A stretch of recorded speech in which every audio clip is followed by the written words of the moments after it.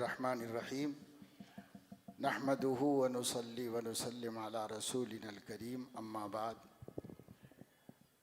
آپ حضرات کے سامنے عشاء کی نماز کے بعد سے حضرت مولانا مفتی تجمل حسین صاحب کا اس موضوع پر خطاب ہو چکا ہے، اور حضرت شاہ صاحب دامت برکاتہم نے اہم نکات مختصر سی بیان کر کے طبیعت کی ناسازی کی وجہ سے تشریف لے گئے۔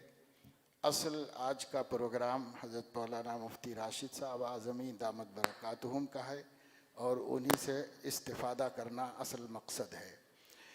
اس سلسلے میں جو کچھ کارروائی ہمارے سامنے آئی ہے، الحمدللہ اتنا جانتا ہوں کہ جو حضرات اس کام کو لے کے کھڑے ہوئے ہیں، نوفارغ علماء ہیں، نوجوان ہیں، اور ان کا حوصلہ اور ان کا عزم بھی جوان ہے، اور برابر اپنے بڑوں کے پابند رہ کر ان کی نگرانی میں مشورے سے تحفظ شریعت کا کام انجام دے رہے ہیں۔ اور جتنی تفصیل آپ کے سامنے آئی ہے، یہ ایک مختصر سا خاکہ ہے، لیکن اس کو حقیقت کے پس منظر میں دیکھا جائے تو بہت بڑا کام ہے جو اس مختصر سے عرصے میں انجام پایا ہے۔ ایک اکیڈمی ہے، ایک ادارہ، ایک تحریک ہے جس نے باقاعدہ طور پر تحقیقاتی مضامین جمع کیے ہیں، اور جو کچھ کیا ہے یہ آسان کام نہیں ہے۔ جو اہل علم ہے وہ سمجھ سکتے ہیں کہ یہ کتنا بڑا کام ہے جو ہوا ہے۔ اللہ کے فضل سے اللہ تعالیٰ اسے شرف قبول عطا فرمائے، اور آئندہ بھی مسلسل کام کرتے رہنے کی توفیق عطا فرمائے۔ اور میرے عزیز دوستو، بزرگوں، ہم سب مسلمان ہیں، اور مسلمان ہونے کی حیثیت سے ہم اللہ کے دین کے پابند ہیں، اللہ تعالیٰ کے بندے ہیں۔ اللہ کا بندہ اللہ ہی کا پابند ہو سکتا ہے، اور کسی اور کا پابند نہیں ہے۔ قرآن میں صاف اعلان کیا گیا، ان الدین عند اللہ الاسلام۔ اب ختم نبوت کے بعد ہمارے آقا صلی اللہ علیہ وسلم کی لائی ہوئی شریعت کے بعد قیامت تک کوئی دوسرا دین نہیں ہے۔ اسلام وہ واحد دین ہے جسے اللہ نے قبول کیا ہے، اللہ اس سے راضی ہوا ہے، اللہ نے بندوں کے لیے بھی اسی کو پسند فرما لیا ہے، اور اسے بڑی نعمت بنا کر مکمل کر کے ہمیں عطا فرمایا ہے۔ اور اس سے ہٹ کر کوئی دین سوچے گا بھی تو وہ رد ہے، مردود ہے۔ اللہ نے فرما دیا ہے قرآن کریم میں، وَمَن يَبْتَغِ غَيْرَ الْإِسْلَامِ دِينًا فَلَن يُقْبَلَ مِنْهُ۔ اللہ کا کرم ہے کہ ہم کسی دوسرے دین کے قائل نہیں ہیں، ہم دین اسلام ہی کے قائل ہیں، اور ہم دین اسلام ہی کو نجات و مغفرت و کامیابی کا وسیلہ اور ذریعہ سمجھتے ہیں۔ لیکن اس کے باوجود ہم دین اسلام پہ چلتے نہیں، ہم دین اسلام پہ عمل نہیں کرتے ہیں۔ ہم میں بہت بڑی تعداد مسلمانوں میں ایسی ہے، کوئی کم کوئی زیادہ، اللہ کے دین سے غافل ہے، شریعت کے احکام سے غافل ہے۔ جیسا زمانہ چل رہا ہے بس اسی طرح اسی میں ہم بھی ڈھل رہے ہیں اور اسی میں چل رہے ہیں۔ یہ تحفظ شریعت کی تحریک یہ شعور بیدار کرنا چاہتی ہے کہ مسلمانوں، جس طرح آپ نے اللہ کے دین کو، آخری دین کو اپنے لیے پسند کیا ہے، اسی پر ایمان لائے ہیں، اسی کو قبول کیا ہے، اسی میں نجات کا آپ کو یقین و تیقن حاصل ہے، اب اللہ کے واسطے ہم اس پہ عمل کر کے نجات کے مستحق ہو جائیں۔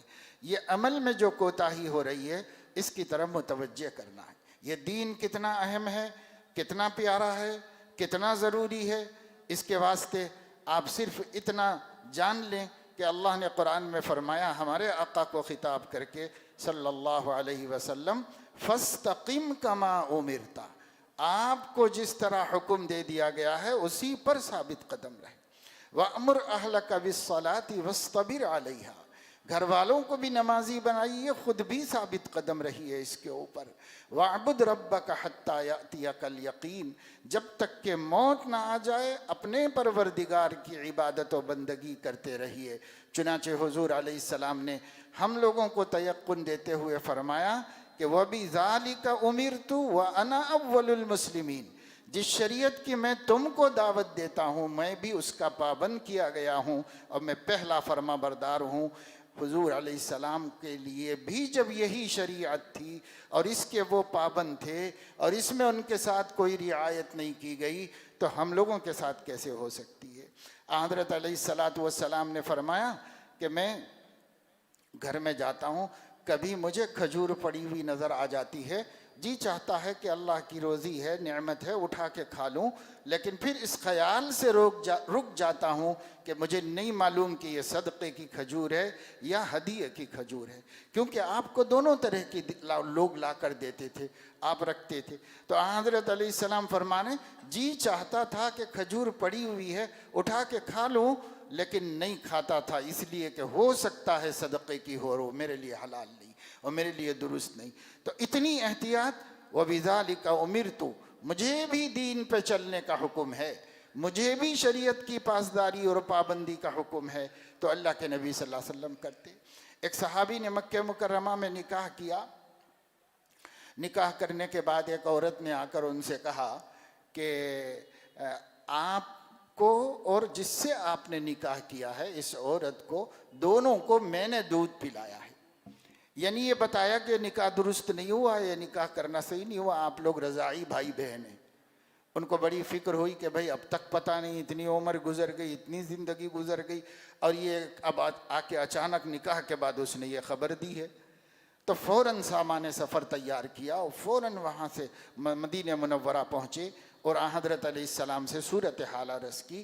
حضرت علیہ السلام نے فرمایا کیف وقد یقال، کیسے بھائی، جب کہا جا رہا ہے، کہی جا رہی ہے یہ بات، تو بس اب احتیاط کا بھی تقاضا ہے کہ اس پر تم عمل نہ کرو، اس کو ختم کر دو۔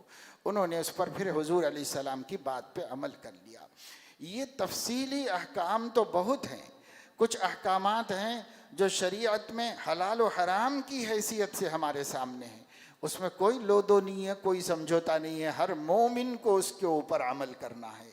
اور کچھ چیزیں ہیں جو احتیاط کے درجے میں ہمیں سکھائی گئی ہیں، ان کو بھی جاننا ہے تاکہ ہم اعلیٰ درجے کے فرما بردار بن کر حضور علیہ السلام کے سامنے اور اللہ کے سامنے قیامت میں حاضر ہو سکیں۔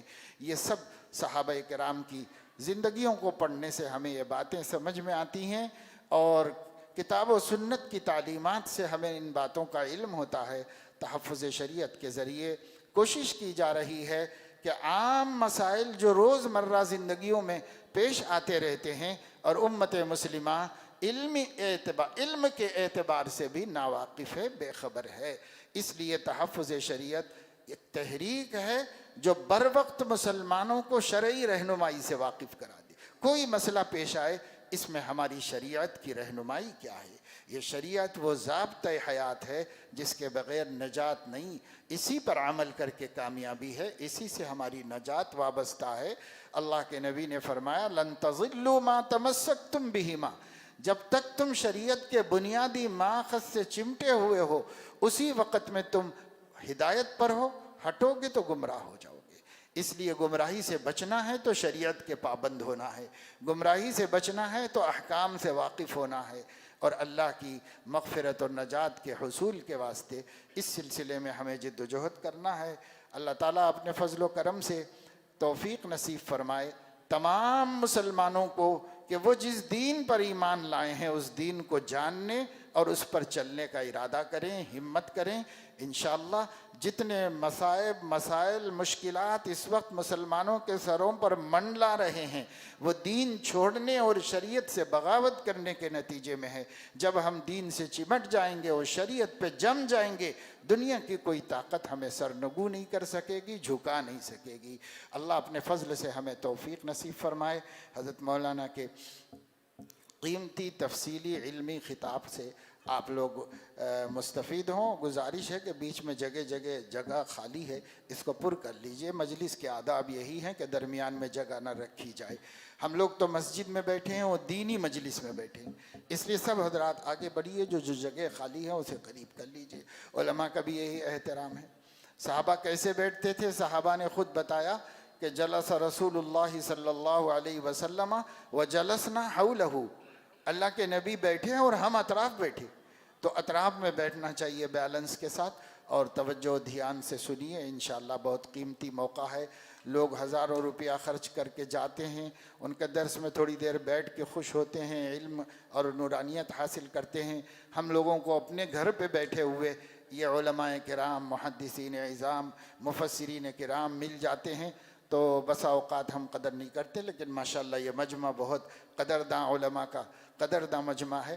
آپ لوگوں سے گزارش ہے کہ ایک گزارش تو یہی ہے، ماشاءاللہ سب ٹھیک سے ہو گئے، قریب میں آ گئے، اور تھوڑے لوگ پیچھے ہیں وہ اس سائڈ میں جگہ وہ آ جائیں تاکہ بیلنس رہے۔ عالم کو خطاب کرنے میں سہولت ہوتی ہے، سب طرف کے لوگوں کو ایک ساتھ خطاب کرنے میں مدد ملتی ہے۔ ایک بات اور بول کے میں اپنی بات ختم کرتا ہوں کہ ایسے ہم لوگ منہ بند کر کے بیٹھتے ہیں کہ حضرت علیہ السلام کا جب ذکر مبارک آتا ہے تو درود شریف پڑھنے کے لیے منہ نہیں کھولتے ہم لوگ۔ اس لیے ایسا مت کرو بھائی، جب بھی آپ کا ذکر آئے محبت کا، وفا کا اور تعلق کا تقاضا یہ ہے کہ بے ساختہ صلی اللہ علیہ وسلم ہماری زبان سے نکلنا چاہیے۔ ذرا اس کا اہتمام کر لیجیے۔